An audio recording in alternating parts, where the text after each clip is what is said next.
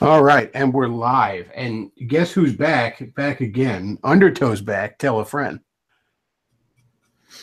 Knock, knock, open up the door. It's Knuckles. You take my emeralds? You take my dudes? Uh, Oh, no. um, but yeah, so there's a couple of topics I want to cover tonight, and I guess I might look at the chat, but um, and I wanted to drag Undertow in because I knew he was free tonight, and I thought he'd enjoy both these topics. Well, you didn't know I was free tonight. Don't lie to them. I did. He recently quit his job as Blair White's personal assistant. So, oh, very nice. Very nice. Resurrecting that dead meme just to make me regret my decision already. I like it. I like it. Got to start off strong. But the first always said, "Oh shit." The first topic I want to talk about tonight is Nintendo, and that's I came to the conclusion, and I know Undertow might want to fight me on this, so that's kind of why I wanted to bring him on. That of all of Nintendo's consoles, and I have almost owned all of them at this point, except for the Switch. I never owned an N64, but my at the time girlfriend did, and I practically lived with her. Like I was basically there all the time, even if it wasn't my mailing address at that point in my life. And of all of them so far, I've kind of come to the conclusion that the GameCube, for as much as it's celebrated by Nintendo fans, is my least favorite. Because I was sort of looking at games today and thinking, like, maybe I'll sell my Wii U and the Wii U and Wii games because my Wii U's half fucking busted anyways. It needs a new pad or whatever, the little game pad, because it's got no range. You can't get more than 2 feet from the fucking thing. But I thought, man, some of these Wii U games are just fucking fantastic. I don't want to part with them. Mario 3D World, for example. On Wii, I really enjoy the Mario Kart on there. I love Mario Galaxy. Mario Galaxy is one of those evergreen games I'll just constantly go back to. And then I looked at my GameCube games. And the ones I have right now are got Beautiful Joe, which is a pretty decent game. Soul Calibur 2 is a pretty decent fighting game when you got a buddy over.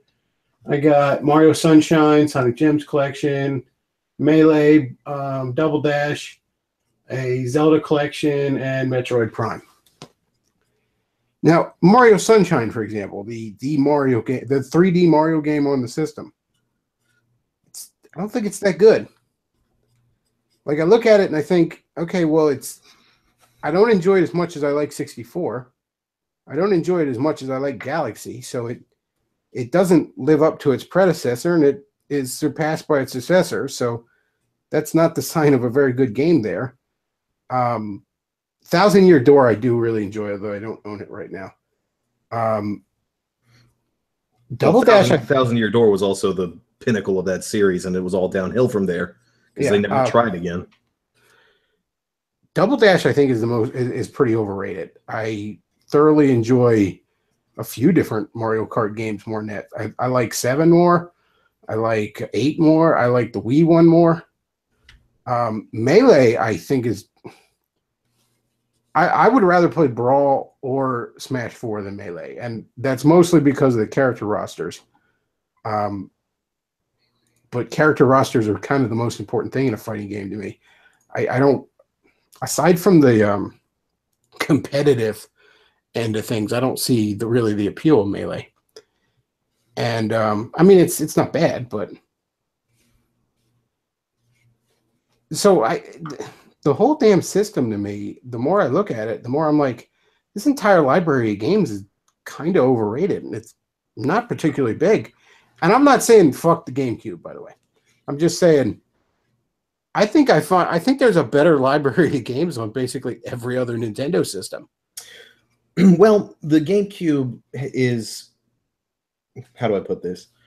The GameCube is not, it's like a cult classic. It's a cult console. That's the thing. Pretty much what you're describing and what the GameCube had as a problem in general is that every title that the GameCube had in the big series was like a different take on the series. Metroid Prime, it took the series to 3D for the first time. Mario Sunshine, they had a whole weird theme to it where it was Mario's on vacation and he's got a water gun. Luigi's Mansion, that is in and of itself a niche game. Beautiful Joe, hell, even that's Kamiya, who went on to Platinum Games and made the Wonderful 101 on the Wii U, which you absolutely need to play, Bechtloff, if you ever get that thing fixed, because it is one of the most criminally underrated games of all time, and I will never stop singing its praises. But anyway, no, Hostile Populi Super Mario 3D World is not underrated. If anything, it's overrated because it's overly simplistic. And I'm not knocking people liking it, but it was extremely popular. It was very popular. I think it deserves its popularity, but it was extremely popular. Yeah. I'm a big fan of, I guess we'll call it that sub-series because 3D Land's the same thing, where it's this sort of split between 2D and 3D gameplay. It sort of brings back some of the things from the 2D Marios that had been kind of lost in 3D. And there's just something very nostalgic about it because to me, those levels feel like what I imagine 2D levels would actually look like in quote unquote real life. You know what I mean? In like, 3D. Yeah, like if I'm playing a 2D Mario level and in my head, especially as a kid, I'm wondering what this world actually looks like in 3 dimensions. It kind of 3D world sort of encapsulates that. Yeah. And also, I'm a big fan of any time you can play as the princess, just because you get to so rarely do it. And she's got that cool floaty power that's really handy. You heard it here first, folks. Bechtloff wishes to be the little girl. Yes, I wish to. I am a princess trapped in a Bulbasaur's body. You identify as a princess trapped in a Bulbasaur's body. I am transception. Oh man. But anyway, I was never a huge fan of the 3D World games because to me it splits you're right in that it splits the difference between the 2D and 3D installments, but I think it loses the joy from both of them. It just feels overly what's the word? Mechanical, I guess. It's there's the fluidity of movement isn't quite there. And both in more of the mainline 3D games and the original 2D games, there is a very real sense of momentum, I guess, that's to me lost in 3D Land and 3D World. Not bad games. The level design really makes up for it, and the music is fantastic, especially that one that plays at the what's it called? It's the canyon level in 3D World, which is the first one where you run into those ants. It's one of the best songs in Mario. But anyway, getting back to the topic you started off with, though, the GameCube was the debut of Pikmin. You know, they had Luigi's Mansion, which was basically a Resident Evil clone with Mario characters, and it was very. Oh, Animal Crossing. That's another one that debuted on the GameCube. Every single one of these is a game that if you're into it, you are going to be so wildly into it that you will keep playing it for 10 years. See Smash Brothers Melee. And that's why you see this really devoted core of GameCube fans, such as myself. I'll freely admit that Double Dash is not the most well-rounded of the Mario Kart series, but the ways that it's different are ways that I really, really appreciate. Well, I don't think the cars are all a lot weightier than most of the other Mario Kart games, and the ability to have 2 items at once, which they brought back for the Switch port of Mario Kart 8, really brings an extra layer of skill to the games because you can hold an item for later. So it's not purely random what items you get. Well, I don't think Melee or Double Dash are bad by any stretch. I mean, nobody really thinks they're bad. It's just both Smash and Mario Kart are. I mean, they're almost like pizza. You know, even when it's not the best, it's still serviceable. You know, I mean, you can go back and play the half broken Smash on the 64, and it's still fun. But yeah, I think that they're both. I think a big chunk of it with Melee is the competitive scene, and I mean esports tends to bore me just because. And that's fair. How many times do I want to watch the same people play as the same characters on the exact same stage that they've memorized? You know, but the the meme of Fox only Final Destination, that became a meme for a reason. yeah, and that was a big problem for a long time. But you actually see a lot more Yoshis and Bowsers these days, believe it or not. I mean, And that's what's said, you know, if I ran an esports tournament, I'd pick characters for people just to get some damn variety in it. and that misses the point for people who like esports. And that's the kind of thing is it's a good thing you aren't running esports because you don't like esports, right? Yeah, So right. like let them do their thing, you know, kind of deal. And that's kind of the GameCube in general is like it's either every different version of the series, you know, staples that they did, Metroid, Smash, everything like that was just a little bit tweaked compared to what everybody was expecting. And it was either like, that's okay, or wow, this is the coolest thing ever. You know? So Well, it's like it's Metroid either Prime, I've been playing through that, and on one level, I enjoy it more than the 2D Metroid games because the world Mhm. and the story is a lot more fleshed out. Yeah. But on the other level, I don't enjoy the game. I don't enjoy playing it as much, and That's it strange. almost feels like I kind of feel similar like I do with Zelda. I've heard somebody say before that 2D Zelda is how you play Zelda, and 3D Zelda is how you experience Zelda. Mhm. In that the gameplay is better in 2D, but the lore and the story and the immersion is better in 3D. And I feel there's a similar thing going on with Metroid, where That's fair. I want to like it more. I just find I'm not having as much fun with the actual act of playing the game. Yeah. Yeah. You know. Um, but yeah, the thing I think what happened with the GameCube, and I think it's probably in a few years going to happen with the Wii U, is the GameCube didn't do that well commercially. Now, it didn't do badly, and you know everyone always, oh, Nintendo's doing terribly, and that's been the meme since forever. Mhm. But it was definitely third place, Yeah. and it at that point was the weakest selling console, and up until the Wii U, it was the weakest selling console. Mhm. So a lot of people missed out on it. You know, even if you were a Nintendo fan, it was hard to deny the enticing sheer fucking volume of the PS2 library, Yeah. or the fact that the Xbox, deserved or not, had this mystique of being cutting edge, bleeding edge shit. Mhm. Um, Good marketing. so a lot of people missed out on the GameCube, and I think part of what's happened there is the people that did have it felt like they were part of a club that not a lot of other kids were in, and the ones that, and there's a lot of people who wanted to get it but couldn't justify that extra system, and it's sort of that one that got away for them. Sour grapes, maybe. And you know, like, oh, I always wanted a GameCube, but I couldn't get that, you know, and Mhm. so you know, I think there's going to be a similar thing with the Wii U because there's a lot of great games on the Wii U, first party Nintendo games, Yeah. and Mario Kart 8 got a Switch port, you know, got an updated Switch port, but a lot of them aren't going to, you know, it's Mhm. Smash 4 is probably not going to be ported to the Switch because they'll probably just want to make their own Smash for the Switch. Yeah. You know, and similarly, people that really get into Splatoon starting at Splatoon 2 are going to want to know what the first one was like, that sort of thing. Well, that's not going to be as big of a thing because the Well, yeah, first because most one. of it's online, but there's going to No, be no, no, people no, who no, cares. no, no. Being online has nothing to do with it. It's the fact that it's mostly the same as Splatoon 2.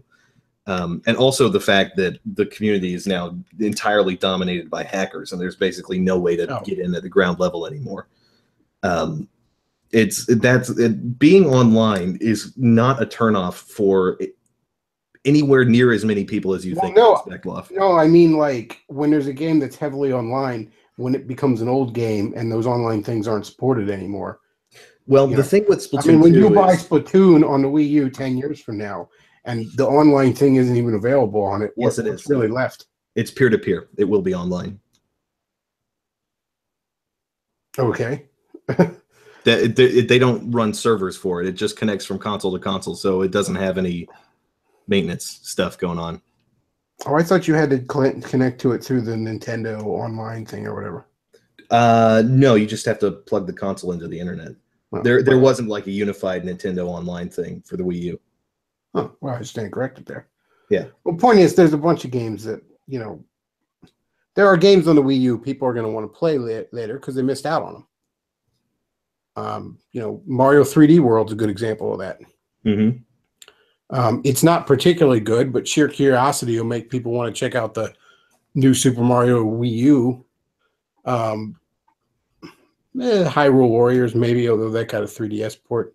Same with Smash.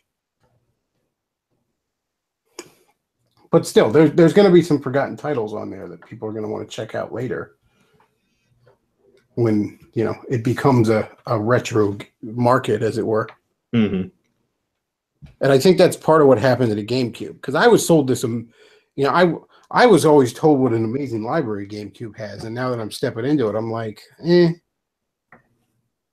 Did you ever play Eternal Darkness? I don't believe I have, no. That was one of the big titles for the GameCube. It was one of the first ever horror games that did the whole sanity effects thing. It would trick you into thinking, as your insanity increased, it would start screwing with the game itself in a way where if you weren't expecting it, it was like, oh my God, what? And they never flat out told you or advertised it this way, but it would trick you into thinking it had deleted your save file. Or in some cases, if I remember correctly, it actually deleted your save file at one point. And it would start screwing with the actual menus and the UI and everything, which basically every game does to some extent these days. And it was really, but it was really ahead of its time and very much worth playing.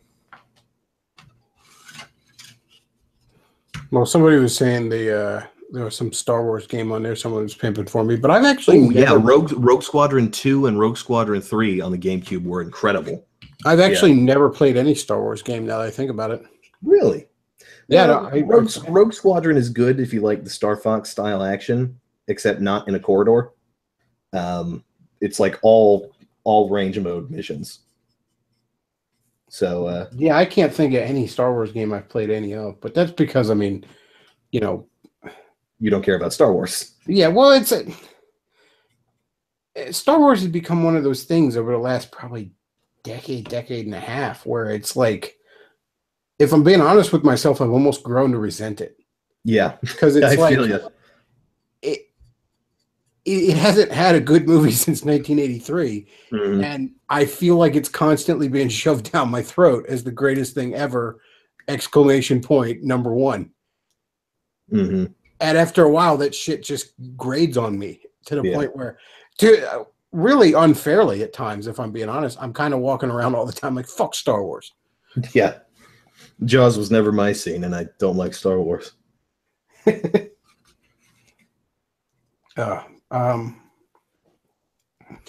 yeah, I am thinking, I almost today went and sold my Wii U and the Wii and Wii U games, but I just couldn't bring myself to do it.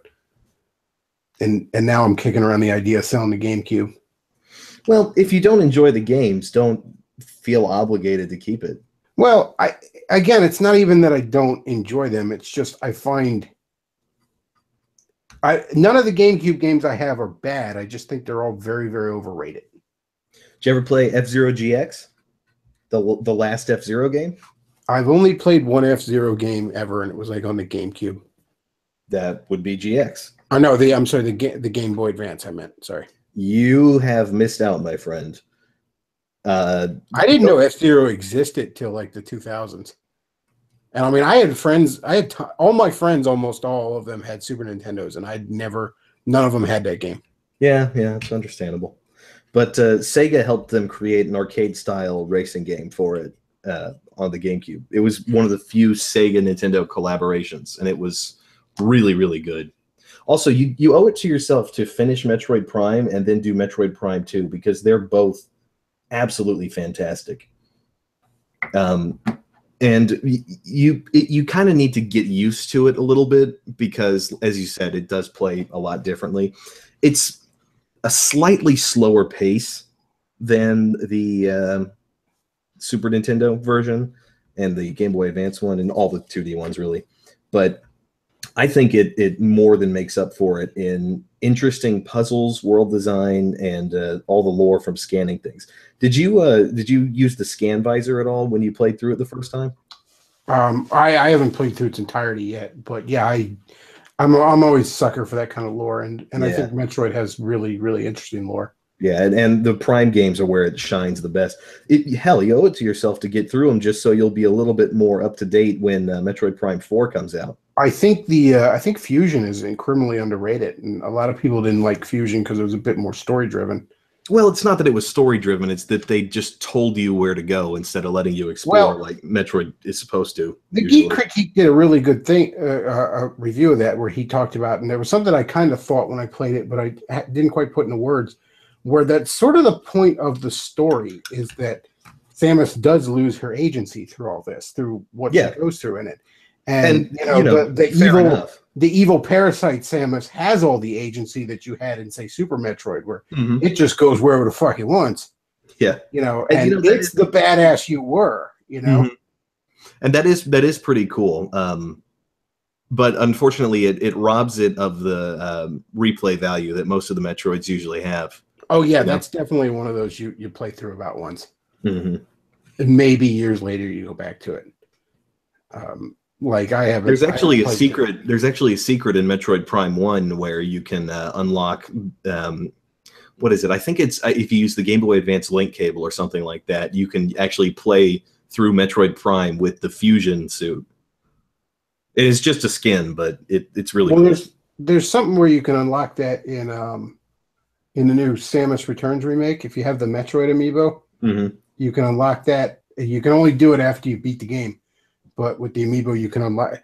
They each unlock like something in the game, and then some sort of like extra like art or sound testing or whatever afterwards. Hmm.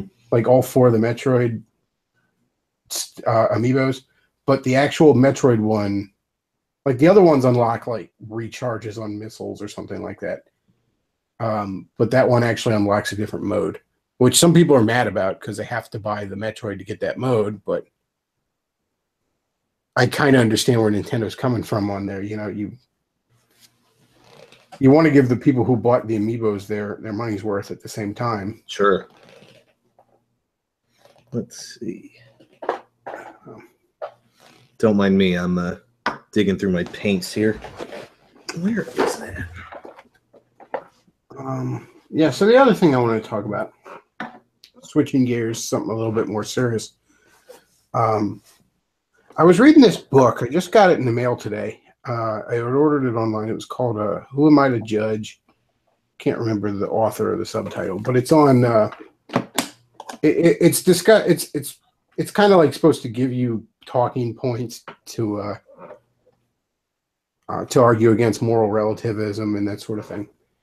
It's not bad. It's a bit lighter than I thought it would be. It's sort of meant to be easy to digest. But it's written from a heavily Catholic perspective, which I didn't realize when I bought it. And when he's kind of laying out the vision of Catholic morality, he hammers into something that I've sort of always been a little bothered theologically with the Catholics. And I don't know if all of them are like this, but I know Davis is like this a great deal. And that's everything is about purpose with them to a point that starts to get to almost utilitarian about everything. Like nothing ever exists for its own sake in their mind.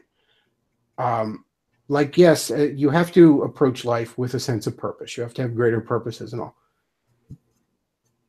But there's also a sense in which you live life just to live life.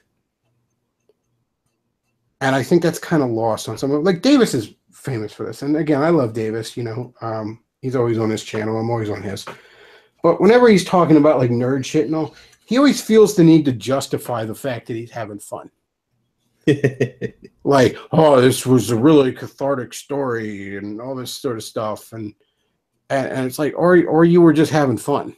You know what I mean? Like you're allowed to just have fun.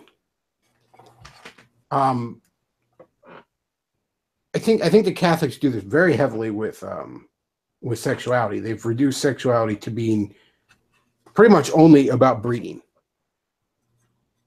Whereas I would say that, sexuality, a husband and wife, within the confines of marriage, they are free to enjoy each other sexually, regardless of whether they're intending to produce a child as a result. Because the other purpose of sex is to bond a man and a woman together. Mm-hmm. Not just to have a child, but because a man and a woman bonded together makes them better, regardless of whether a child is ever produced. And because they're just allowed to enjoy each other. We're not just animals in the field and, our only purpose is to serve that one niche in our ecosystem and make more of ourselves. Yeah. Likewise, not every morsel of food you shove down your gullet do you need to be concerned about nutrition. Once in a while, it's okay to have a piece of cake. Again, provided everything is within balance. But there's certain times when, you're kind of just free to enjoy yourself. You're kind of just free to have fun for its own sake. Provided it's not coming from a place of malice or sinfulness, fun is its own justification in the same way beauty is. And like I said, now, part of the reason I think the Catholic Church has that, and let's get, this is almost borderline fedora, but it's fucking true, is a lot of the Catholic Church's doctrines were and teachings were molded in a way to increase the Catholic Church's power. And they want you to be a good little cog. Now, part of the responsibility of man is to be a good little cog in whatever civilization he's in, but that's not all you are. It can't be all you are.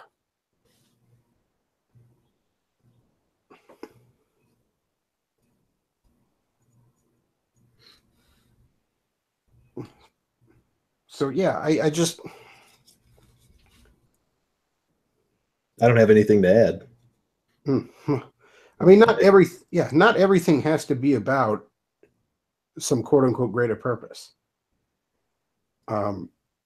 It almost comes down to, is man a means to, do you view your fellow man as a means to an end or an end in and of themselves?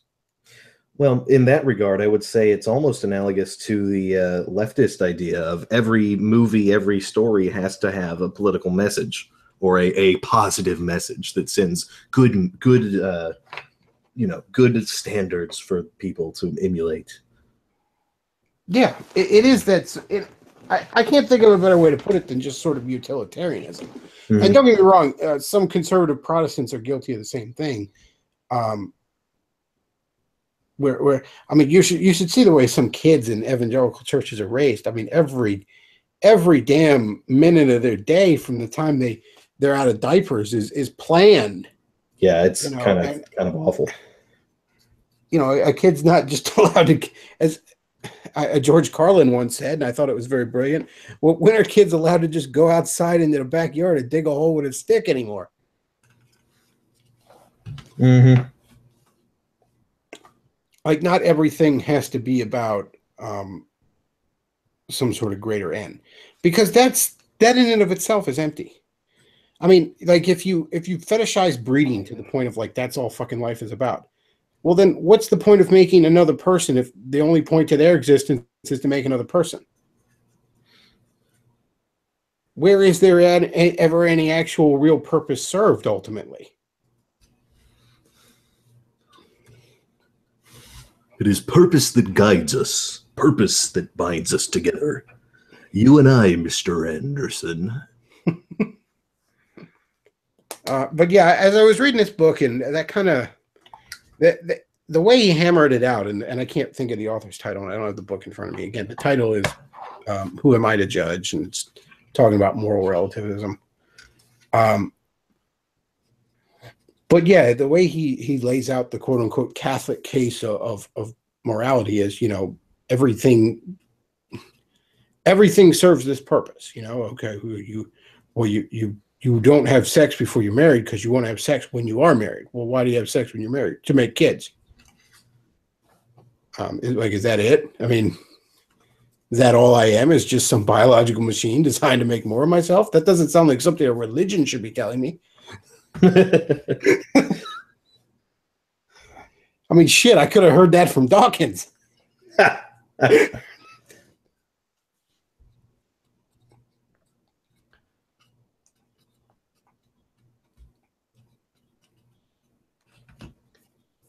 There's a point where, like, yeah, you need to be planning for your future. Yeah, you should, most people are better off if they go and get themselves a family and have kids, and that stuff's all rewarding. It's all great. It's all something to reach towards. But there does come a point where it's like, you got to just once in a while live life. If every once in a while you're not doing something just because you want to, and again, obviously within certain boundaries, then you're not really enjoying your life. You're not really living your life.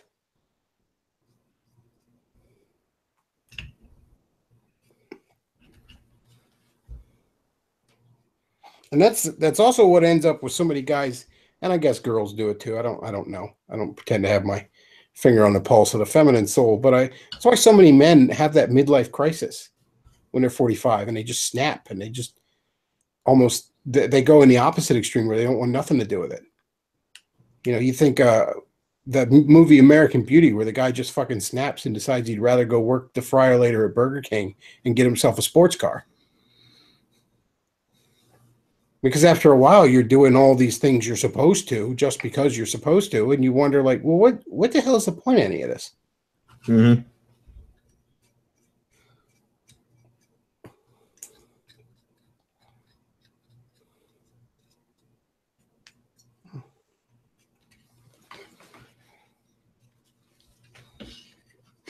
Let's see what the chat's got to say. Oh, nothing good. Don't bother. Probably not. They never do, but how's Breath of the Wild treating you? Oh, it's great. It's very much, you know what? Actually, that's an excellent segue. Breath of the Wild is getting lambasted by a lot of people who are more numbers focused, if you will. The people like me who generally enjoy CRPGs and very strategic, heavy thinking games. But Breath of the Wild doesn't, it breaks not only the trend of Zelda, but the trend of a lot of modern games, in that it doesn't just give you a candy for everything you do, most of the things in the game that you do for fun are just fun in and of themselves. If, it's the joy of movement and exploration and overcoming a challenge to see what's on the other side of this big door or whatever. And it's more, the things, the enjoyment that you get out of the game is enjoyment from playing the game, rather than, oh, I've got another checkbox on this list of 1,000 things to do. And the people who do try to checkbox every single thing, like the Korok seeds, there's the hidden Koroks that give you little seeds that can expand your inventory. There's like freaking 500 of them or something in the game. And they're everywhere, just so every now and then you can poke under something and say, hey, well, this looks a little bit out of place. Why is this one pot out of this line of 3 a little bit askew? I'm going to put it back in the right place. And then a Korok pops out and says, aha, you found me. And that's just, and in that sense, I suppose there is a little something to sort of give you a little candy every time you try something out, but that's the only thing they've got. And a lot of people have been citing that as, oh, there's no content because there's the only thing to do is to just explore and find Koroks. I'm like, yeah, but have you looked at the game world? Because that was their whole point, was to make a fantasy setting that was worth exploring just for the same sense of wanderlust that you get when you go hiking. Yeah, and I really enjoy it. I'm playing through the second time now with Master Mode, and I was a little bit ticked off at first because I thought it was just extending the life bars of all the enemies, because it replaces the basic bokoblins, for example, with the sergeant bokoblins, and then the like sergeant guys are replaced with one head. Like basically every enemy is moved up one difficulty level from usual. And I think they add one more at the end because like you'll have bokoblins and moblins and Lizithos and Stalfos and that sort of thing, but there'll be like different colorations of them to denote different levels, if you will. Like there's the low tier guy with a small health bar that can't do much to you, and then there's slightly better, several layers of that. Well, yeah, that's been since the first Zelda game. You know, the blue guys are harder to kill than the red guys. Yeah, that's true. Yeah, actually, in fact, it's color coded the exact same way. You got the red bokoblins and then the blue bokoblins, and in master mode, the blue guys are the default. So at first I thought it was just like, oh, it's just everything's just a slightly larger health bar. That's annoying. But as I explored a little bit more, I found they add all these like floating platforms everywhere with like inflated Octoroks, making like makeshift blimps that have little platforms. And there's, those are just sort of dotted around the map so that you've got sniper fire coming from random places that you least expected. And there's just chests floating in midair. And also all the weapons and everything like that gains different properties that aren't explicitly told to you. Like, for instance, wooden weapons do damage differently from iron weapons, do damage differently from like the Magitech weapons, and so on and so forth. I really do enjoy the game a lot, though. It believe it or not, it takes some inspiration from the immersive sims that I really like Deus Ex and Arx Fatalis and all that, because a lot of what you do is you don't just have menus to do things a lot of the time. If you want to wait for sunrise or something, unlike in your typical open world game where you just open the menu and hit wait X hours, you have to go into your inventory and you drop a flint and a bundle of wood, and then you hit the flint with an iron weapon, and it creates a spark which catches the wood on fire, and now you have a campfire. And you sit at the campfire to advance time if you want to. And the reason I like that is because you're interacting with the game with the same controls that you always are, even for like combat. So you're never taken out of it. Yeah, I just think it's really good. Yeah, I'm looking forward to getting it. Of course, I haven't been playing too much of it recently because of Sonic Mania. Yeah, that's another one I'm looking forward to getting. I'm not going to talk about it too much because Bechtloff hasn't played it yet, and I don't want to spoil anything. Well, I've already watched reviews on it. Oh, you didn't have the boss of Chemical Plant spoiled, did you? Yes, I did. Oh, no. I had that spoiled on Twitter like a day after. That fucking sucks because I didn't, and that was the best moment of gaming in my life when I dropped in, and it was... I won't spoil it for anybody here, but it was a callback to something else, and it was so out of left field and the whole thing. What's really cool about this, and where a lot of people have said this is just Generations 2, because at the next anniversary, that's Forces. That's Forces. Yeah, well, a lot of people have said in a way that at the 20th anniversary we had Generations, and the point of that game was to be this quote unquote celebration of Sonic's history. Well, at our 25th anniversary, we have a game that is the celebration of the better part of Sonic's history. Yeah. This game celebrates everything from the classic era Sonic. Basically everything from the 2D era games. Mm-hmm. You have the relatively obscure shit from those games, like the Chemical Plant boss zone, the boss for that zone, as well as appearances by Knack the Weasel from the Game Gear games. Mm-hmm. The bird enemies from Tails Adventure on the Game Gear. You have appearances by callbacks to mechanics from Sonic 2 on the Game Gear. Yes. You have tons of shit like that, where it's basically a celebration of the parts of Sonic's history anyone gives a fuck about. Yep. So that, to me, because like I played Generations, and there were parts of Generations I fucking loved. But there were parts of it where I'm like, this is a slog. Yes. Like, once I got to the because one of the things Generations insisted on doing was we're going to have one game or one level from each game. Well, that stops being fucking interesting to me after we got past Sonic 3. Because then I'm like, I don't know nor care about half these levels. And some of them might have been fun in their own right, but it was never going to have that magic to me of seeing Chemical Plant Zone in 2D with modern graphics and then in 3D. Wait, are you telling me you weren't hyped for Crisis City? No, I didn't know what the fuck that was at that point. Most of the levels after the Sonic 3 level, I did not even know what the fuck they were. I'm like, I don't even, because I had played so few of those games, I'm like, I don't know what the fuck we're doing at this point. It's worth mentioning that people calling this a celebration of Sonic are missing the point, because it's not. It's not a throwback. It's not a reference. It's not fan service. It's just a good Sonic game. Well, I think it is. I think it is heavily fan service, but what I'm getting at is that's not the purpose of it.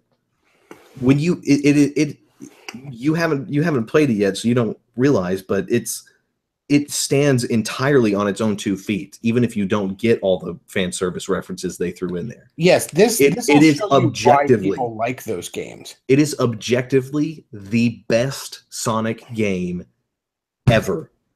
Well, the one thing and again, I haven't played it yet, but the one thing where I would docket points compared to Sonic 3 and Knuckles, and you got to understand, Sonic 3 and Knuckles, I mean, my dick is half hard just saying that, all right? Like that's probably my favorite game of all time. And these are not all original zones. And that part, because yes, they are. Well, here's the thing. They're remixes of old zones. There's only 4, I believe, out of the 12 that are original zones. They're zones using the old zone themes. Every single one of these stages is a completely new layout. And there are little blocks that are references to the original layouts, and you'll recognize certain pieces, but every level is completely new layout. And with the added new stage gimmicks, and I shouldn't say gimmicks, I should say stage mechanics, because they're all very well implemented and not one note. It really is a completely new experience. And basically they just saved time by using the old art assets. If and when they do a sequel to it, and I do think they will, if they're smart, they will. This is the best rated Sonic game in 15 years. Yeah, I think I'd like to see just. It's funny. It's funny. They let the fans do what the fans have been asking for so long, and suddenly they're actually popular again, and people like Sonic again. People genuinely like Sonic the Hedgehog again. I never thought that would happen. I really don't think Forces is going to do that well. Forces is going to bomb horribly, and they're going to realize what they've been doing wrong this whole time, and that is letting Sonic Team and Dimps. Remember when I said that I thought the third Sonic was going to be Boom? Like when the third Sonic mode in Forces, and it ended up being. And I remember how much I laughed then. Well, when I look at the mechanics for how the character is supposed to work, I think it originally was going to be Boom. You know what? You might have a point there, but because I think there was somebody who said, okay, that's another Sonic we have. It's visually distinct from the other two, and maybe we can redeem it and help people do like the cartoon. And then I'll bet you they started it, and somebody at the higher up said, "What? You putting the Boom guy in it? No, nix that." Yeah. See, Sonic Team and Dimps are incompetent and tone deaf. Sorry, they are. With the classic art style and making Sonic actually look like Sonic again, people have rediscovered why the character was a sensation. He was more popular than Mario in the 90s. Like, you have to remember, like, the more they wanted to make his limbs longer and his spikes longer and stuff like that, the less appealing he got. Because Sonic wasn't merely a badass. Sonic was also cute. He was a cute little cartoon animal. Yes. And he's not an animal at all. He is an inkblot cartoon like Mickey Mouse. But he's meant to be his being the quote unquote badass is not supposed to be his primary feature. He's Right. supposed to be cute with a bit of an edge. Yes. It's That not was supposed why to I be loved out him. the edge. Yeah.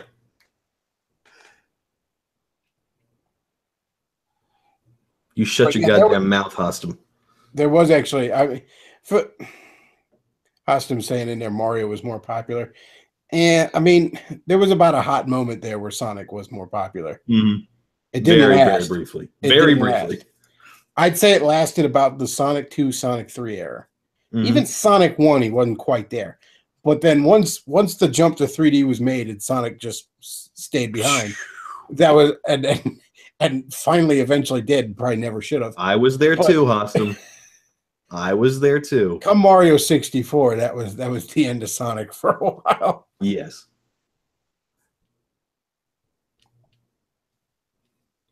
Um, The other thing that I wanted to say about Sonic Mania is that it's not only is it completely new zones, even though they're using the old stage mechanics, or it's art assets, I should say.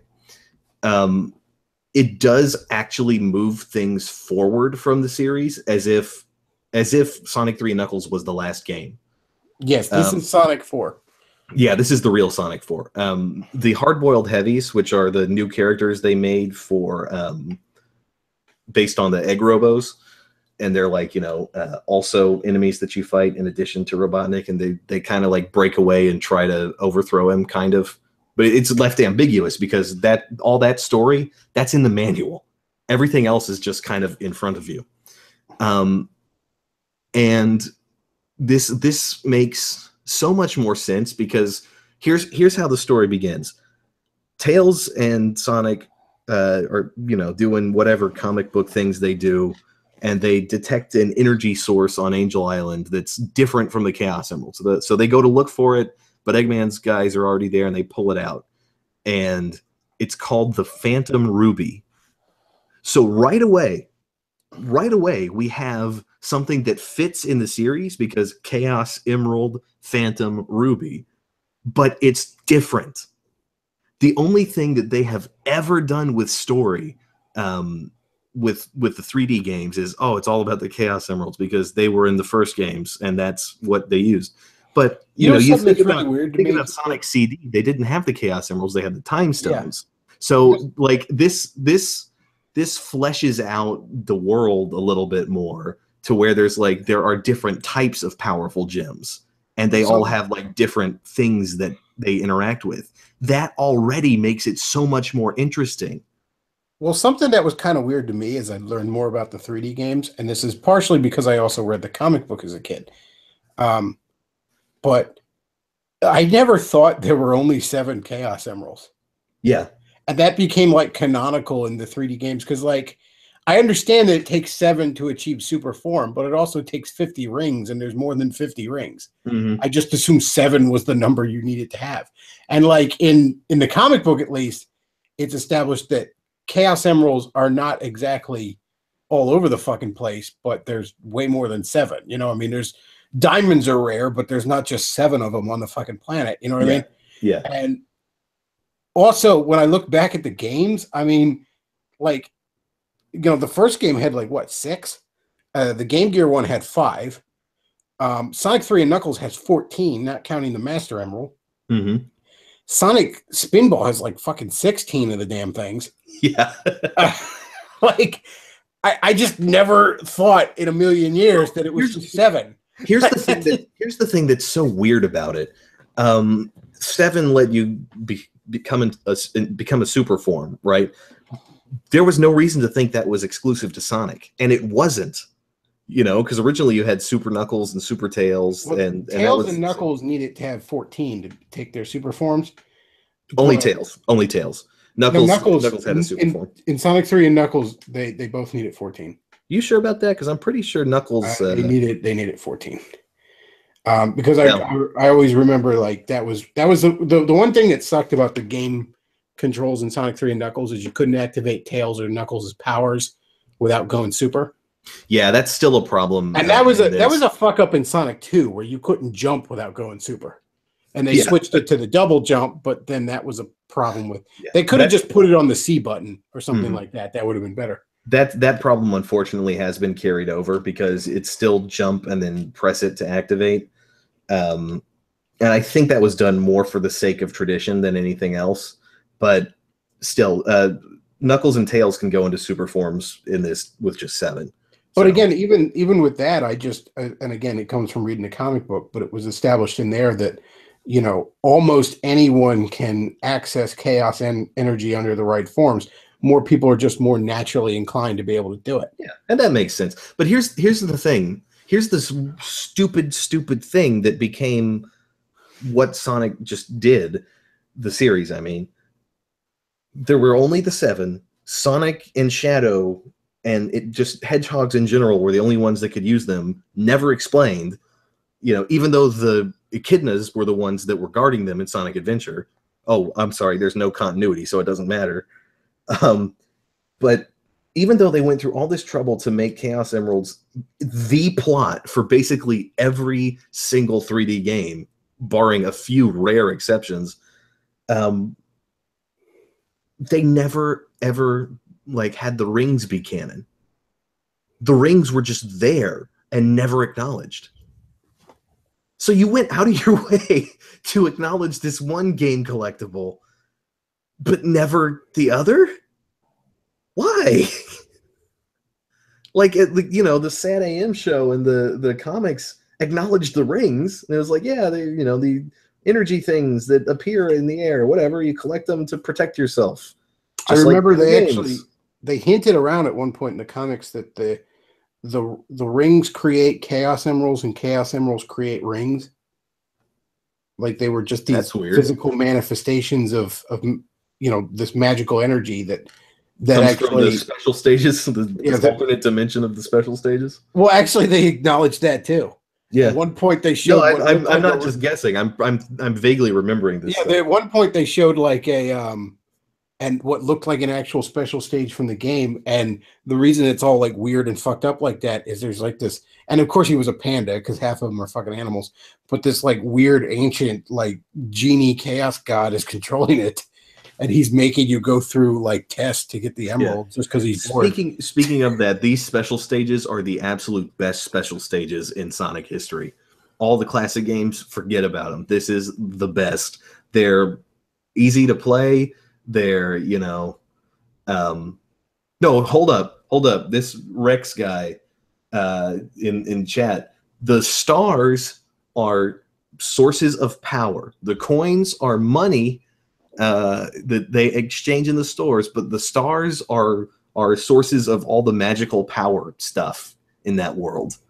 This is established in Mario 64 because it's why Bowser is going into the worlds inside paintings, because that's where the stars are kept. In Galaxy, the stars power her space station. Yeah. So exactly, Gretel. Why doesn't Eggman just collect a bunch of rings? This is what I'm talking about when they don't acknowledge the rings in the games. Well, yeah, he's collecting the Chaos Emeralds to fuel his ridiculous machine of the week, and yeah, and why don't the machines need rings to run, huh? Well, some of the some of the classic games actually had robots being powered by rings instead of animals. Yes, which one was that had that? I can't remember. I think it might have been CD. No, CD had little seeds, didn't it? Yes, CD had seeds that they turned into plants when you broke them free. The only thing that would make Sonic Mania better is if we called him Robotnik. Hey, it's both. It was always Robotnik it was always Eggman in Japan, and it was Robotnik over here, but now it's just Ivo Robotnik is his real name and Eggman is his villain alias. That's kind of what they did with Mega Man in some of the American canon, where they acknowledged that his actual name is Rock.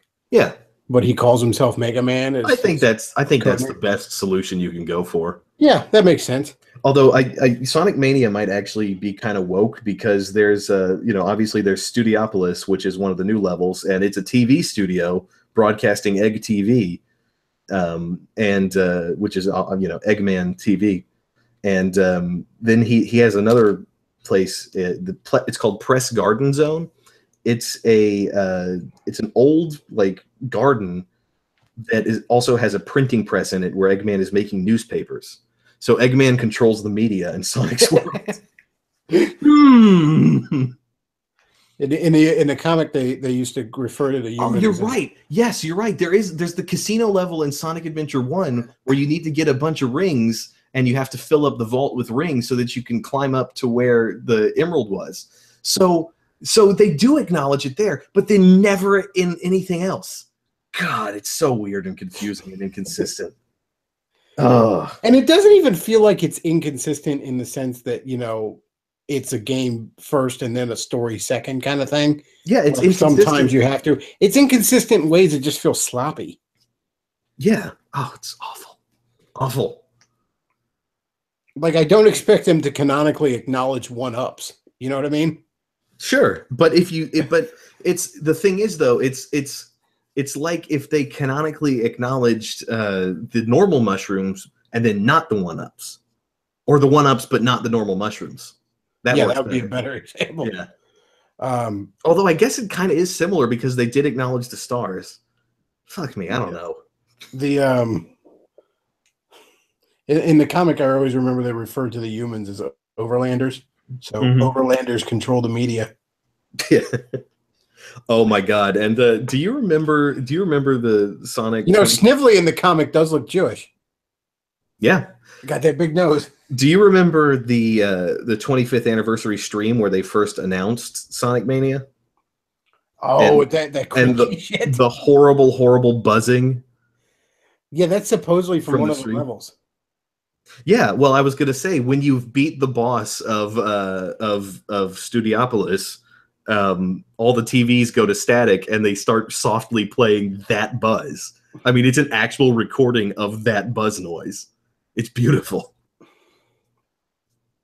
So it's like, you know, you did it. Jimmy Johnson, fuck you. Get out of here.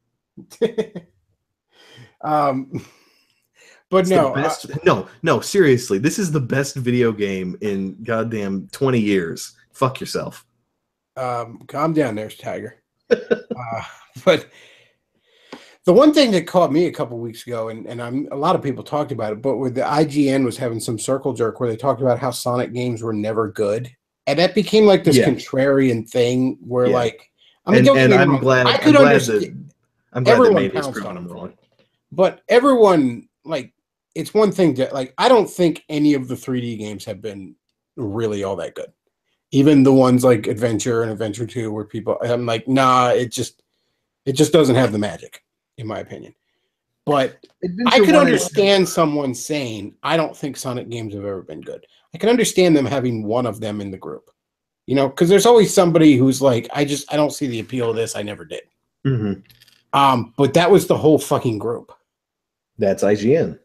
And yeah, that's what really got me. It wasn't that, you know, no one there. It was the group think that really got me there.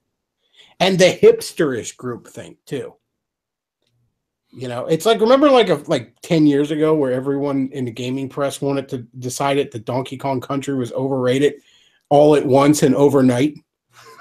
Or when they all decided that gamers were dead all at once and overnight? Oh, yeah. It's nothing new, dude. It's nothing new. Yes, Gretel, Sonic Mania is on the Switch. That's the version that I got. Yeah, T-Lopes, the soundtrack is potentially the best soundtrack in the Sonic series, and that is saying something. Yeah, Sonic's always had pretty good music. I mean, the Genesis games had phenomenal music, especially since people routinely shit on the Genesis of having bad sound. But the Genesis games had absolutely phenomenal music. But yeah, I mean, hell, Thunder Force 4, anyone? Even the Game Gear games, fucking Bridge Zone is one of the best video game sounds. It all comes down to composition. Yeah, you know, Dan Croyer in the chat is saying he likes Miss Pac-Man a lot. You need to check out Pac-Man Championship Edition and Championship Edition 2. They are really, really good modern interpretations of Pac-Man. They're still arcade focused, but they are they add new mechanics to what you're used to, and they're really, really well. They're good. They're fun. What's the one that's like 257 or whatever? Oh, Pac-Man 256. That one's okay too. I like that. The glitch is coming to eat you. It's like a continual. It's a continual. Yeah, it's like the glitchy wall from level 256 of Pac-Man, but it's continuously coming at you. It falls prey to some sort of the same what's it called? The same foibles that ruin a lot of procedurally generated games, because once you get used to it, it's just Well, I always found when are you going to ban this Jimmy Johnson troll, by the way? I don't even look at the chat. This is like really blatant trolling, and it's kind of ruining things for other people in the chat. Just throwing that out there. Just dropping the gauntlet. Like you kind of you got to either catch me on a really bad day, because half the time I don't even look at the chat. If I have somebody I'm talking to, odds are I'm not looking at the chat. The only time I really look at the chat is when I'm doing these by myself and I've like run out of shit to talk about, and then I'm like, chat, say things that I can respond to. Otherwise, I mean, like, I see, that's the thing. I'm almost never gonna ban somebody from a chat, because the one thing about the chat is, like, when we're done here, that shit's gone. Like, it doesn't save or nothing. It's just into the fucking ether. So you go ahead and you fling poo all over the chat all you want. I don't care. All right. Well, yeah, but what the hell was I going to say? I have no idea. Shit. Fuck, I did lose it. Crap. Yeah, Sonic 2. Oh, I remember as a kid, like I had heard that rumor of like the glitchy level and all that shit, but like I could never get past, like, I think level fucking 10 of Pac-Man. Yeah. And then I'm like, this is like these ghosts are like on crack now. I can't do anything. I don't know who the fuck got to that level. Well, here's the thing. The ghosts actually, all of them have specific rules on which way they'll turn when they come to an intersection. So you can actually memorize the rules for them, and it becomes exactly all the time, or exactly the same every time you play it. So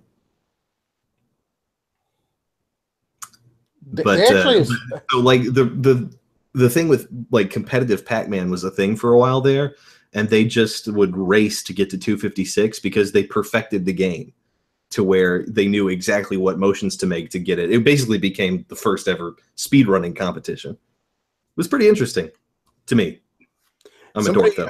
Somebody did a video where they showed, like, like the first Legend of Zelda, you go to a screen, and it seems like each time you go to a screen, the enemies spawn in random locations.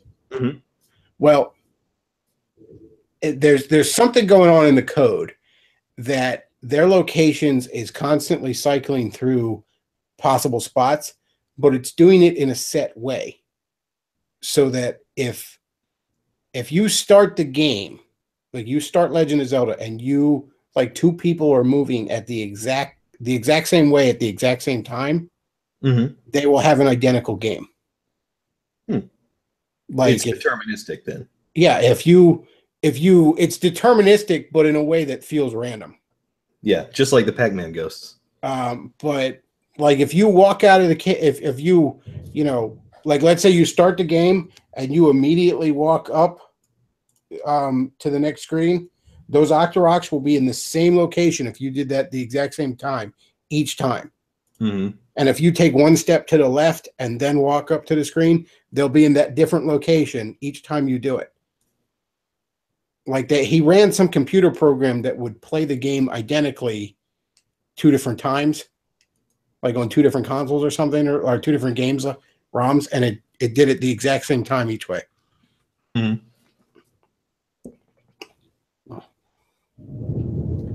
Oh man, we are getting tons of thunder out there.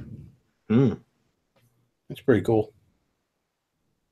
Hey, did you catch the eclipse yesterday? We really didn't get much of it up here. Yeah, not here either. It just kind of got a little dim. we got 80% coverage, but a cloud went over right when it was right when it was happening. So I was like, Yeah, it was well, kind of partially oh cloudy well. up here too, but like, oh, I did see that the media flipped their shit because Trump snuck a peek at the sun without his glasses or something. Oh, let him whine. It's like I swear he did that on purpose, just so that was something they talk about for a day. No, I don't think he's playing 5-dimensional chess here. I kind of think that time he did.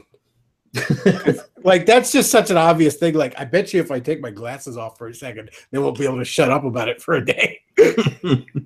I'm not saying that's him being a genius. I'm saying that's the media being so sadly predictable. I saw Baby Driver. I didn't hate it. I didn't love it. I just thought it was good. Yeah, I haven't seen that yet. I've been meaning to. I've heard people. I've kind of done with the movies for a while now, because I said this on a stream here, but all the theaters in my area have switched to assigned seating, and like, Yeah. I don't know how you're supposed to get the good seats, but they're never available, even though no one's sitting there. And so I'm just tired of them sticking me in row 2. Also, I don't like the assigned seating. I'm not in kindergarten. Don't tell me where to fucking sit. Like, I'll probably see some of the Marvel movies going forward. Like, I'll probably see like Thor and probably Avengers 3 and that kind of shit. But like, I don't think I want to go see Black Panther just because, like, it's not even that I dislike Black Panther as a character, and I liked him in Marvel Civil War. You just know you're going to be preached to.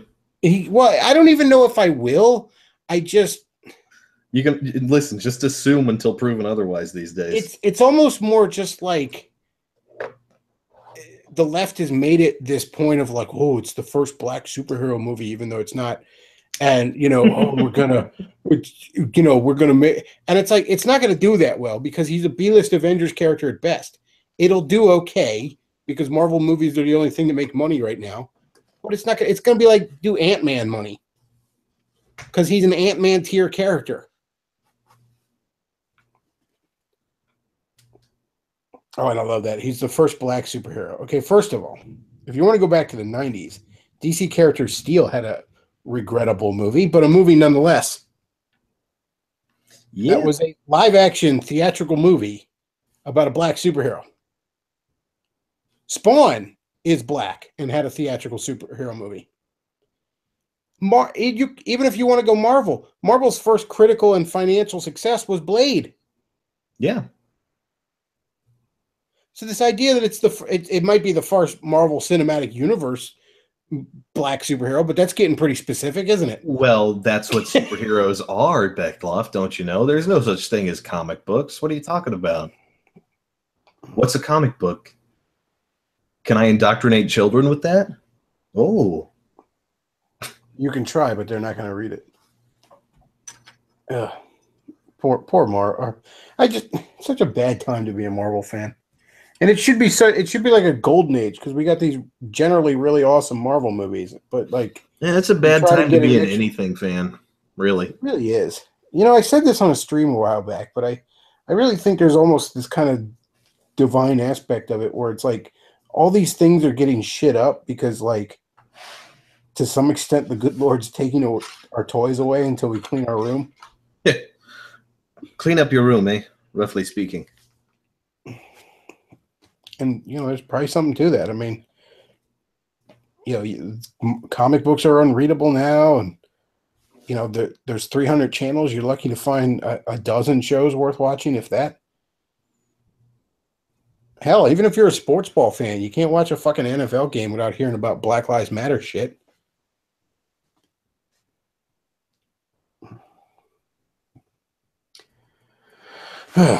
It's a shame. I am really looking forward to Samus Returns, though. I think that looks great. Hey, if you can't wait, just go play AM2R. AM2R is probably better. And, a good case of... it really is. It's really good, though. A good case of, Sega doing what Nintendo don't is that they brought the fucking ROM hack guy on and said, yeah, do that thing you do and make us money. Well, hopefully Nintendo will look over at the numbers Sonic Mania is doing and say, oh, maybe we made the wrong choice here. I mean, like, Then again, it might have been that the remake was already in production, you know? In which case they should have looked, because AM2R was in development for like frickin' 8 years or something. what they should have done is they should have told him to take it down, given him a couple of dollars, and then release that shit on the 3DS as it was, instead of insisted on doing their own. Give them a couple dollars. I think you mean give them royalties for making the thing. I bet you that. Well, I bet you they probably, if they wanted to be cutthroat about it, could have said like, "Here's a chunk of change. Yeah, Give us the thing." Because technically, he was using their IP in the first place. So I mean, to the extent to which he has, you know, he can't really make money off of it on his own. yeah, that's true. So they'd sort of have him over a barrel that way. They'd say, if I was Nintendo, yeah, it's kind of dickish, but I'd be like, here's a few bucks, give us the game. If it sells well, we'll bring you on for more stuff. And you'll actually be making royalties that way. Because to some extent, I bet you there's some sort of old fucking, you know, old school Japanese businessman who's, you know, one of the higher ups at Nintendo that's completely against the idea of doing it that way in the first place. So you almost have to be like, oh, we're just giving them a few dollars. Don't worry. It's an experiment kind of thing. I'm sure there's a lot of old school folks at that company. You'd have to play Clay. You'd probably have to walk a tightrope there. And I do think that, well, I don't know. Part of their behavior made me think that they wanted him to get it out there, and then they shut it down just because they had to. But then they started being dicks to this one, like, what was it, like some sort of gaming award was going to give an award to that fucking game, and Nintendo was like, we're not going to acknowledge your gaming awards if you do that or something. Like, on one level, it looked like they were trying to not be dicks, and then on another level, it looked like they were. And that's the thing. Sega has never gone after any of those fan games. You know, I mean, and there's cases where I totally would if I was Sega. Okay, there's fucking, what was the thing Mr. Matoka showed where Tails is eating shit or something? Like on DeviantArt, like there's cases where I definitely get the lawyers involved. All right. Oh man, I think I'd put a stop to Sonic Chew if I was working at Sega. That thing is a forum weapon, by the way. I'm sure it is. It's called Two Babies, One Fox. Oh god. Oh god, Jesus Christ. Oh god. Ugh. It's a hard time to be a Sonic fan sometimes. No, honestly, right now is the best time to be a Sonic fan in the past 15 years.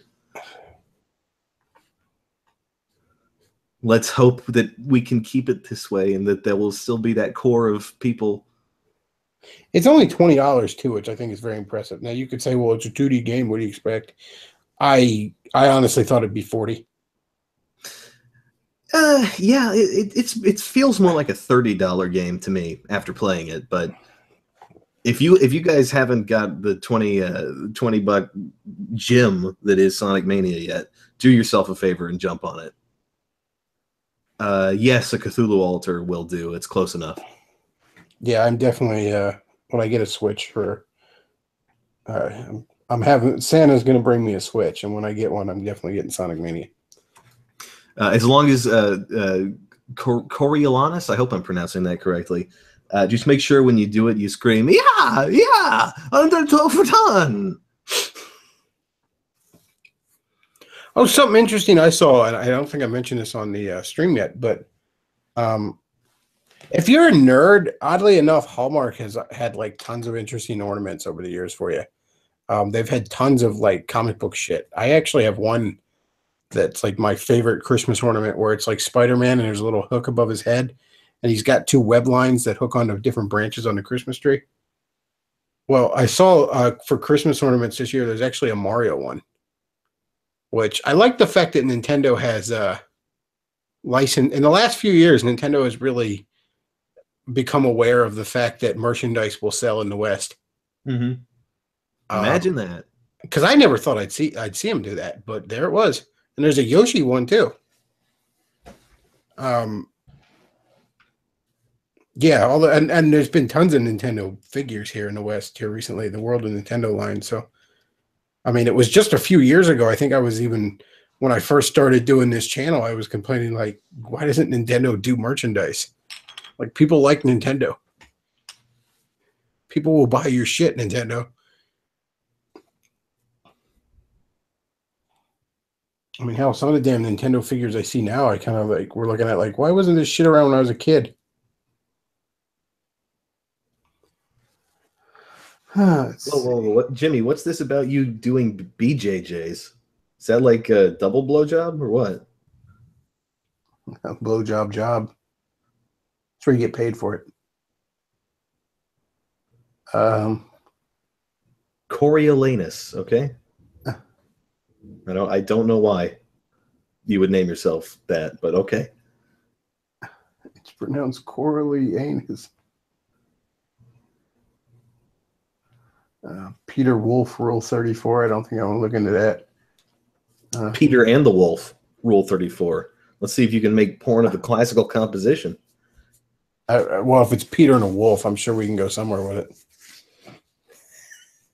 That's right, Jimmy. I'm so low T.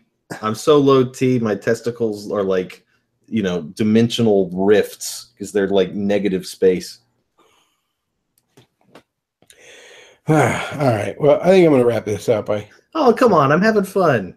Let me play with the chat some more. No, you're going to get all upset. That's what I do. I got to have a good meal. So if you enjoy the stream, there's the tip jar down below where you can send me some motherfucking shekels there, Goy. I'm one of the few people in this corner of the internet you're still allowed to send shekels to.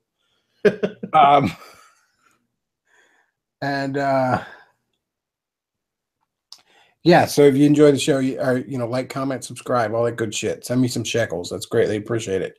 Check me out on Twitter, the Bechtloff, Gab, the Bechtloff, Facebook page. There's the Bechtloff there. VidMe. Check out my VidMe vids. There's good stuff there.